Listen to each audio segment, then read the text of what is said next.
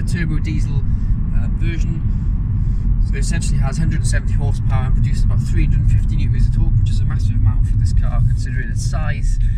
So yeah, bags of torque based, you usually get a lot of torque anyway for a diesel car. So yeah, another diesel car, but this time it's a hatchback that I've sort of never driven. I wouldn't exactly call it a hot hatch. It's quick. It's about 0 to 60 in about 8.1 seconds, so fairly quick, but not sort of hot hatch territory. But anyway, yeah. So I've always seen these on the road and things, but I've never actually driven one. So it's quite nice for a change, difference to a Golf or any other sort of different type of hot hatch almost. But yeah, so let's see what it's like to drive. So this one has the DSG gearbox, so 6-speed automatic. You've also got the paddles as well. Yeah. So being DSG, the gears are instant. There's no lag in terms of changing gears, etc., which is always a good thing. But yeah, the biggest thing I notice is the torque. The torque curve is all the way through all the gears, all the way up to the rev range. There's not much sort of turbo.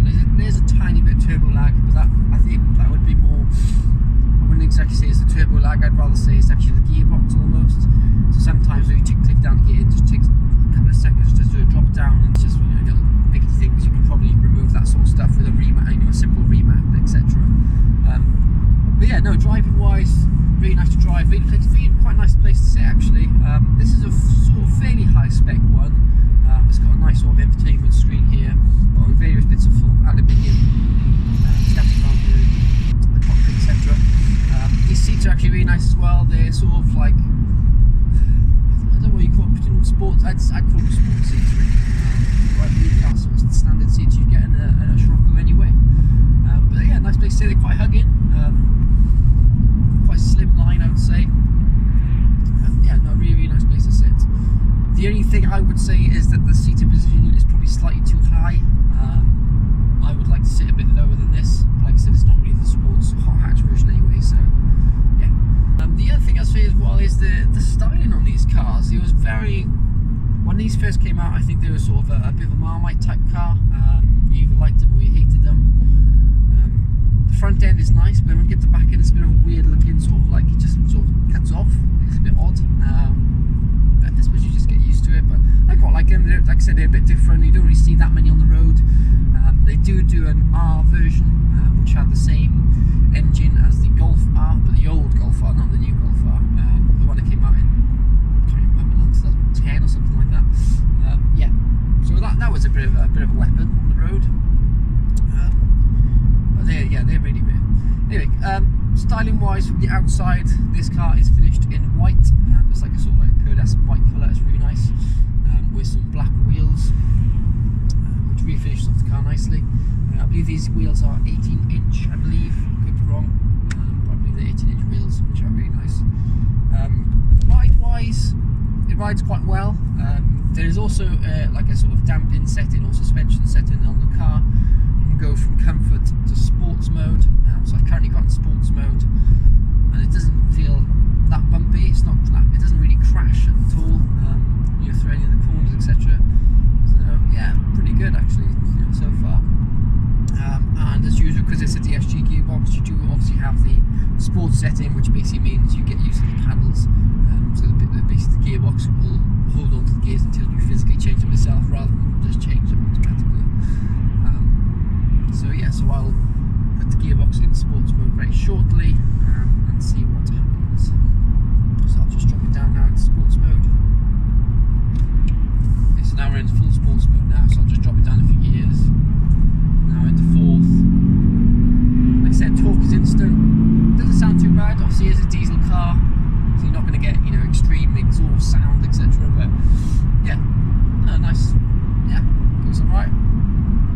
Like I said, does handle quite well considering. Obviously, it's got the sports suspension in terms of damping, etc. Yeah, it's a nice little car. Done gears, so it's quite good fun.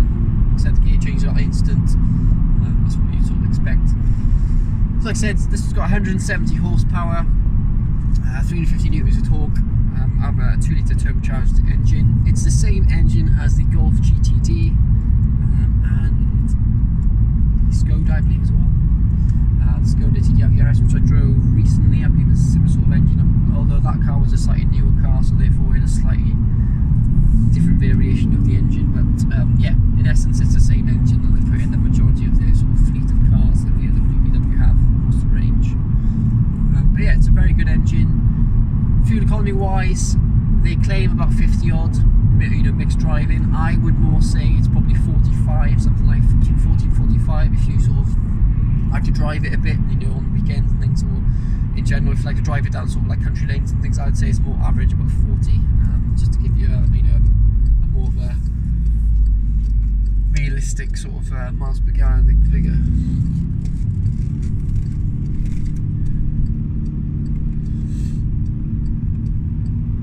Yeah, so a nice bit of clean road now, so let's see what we can do.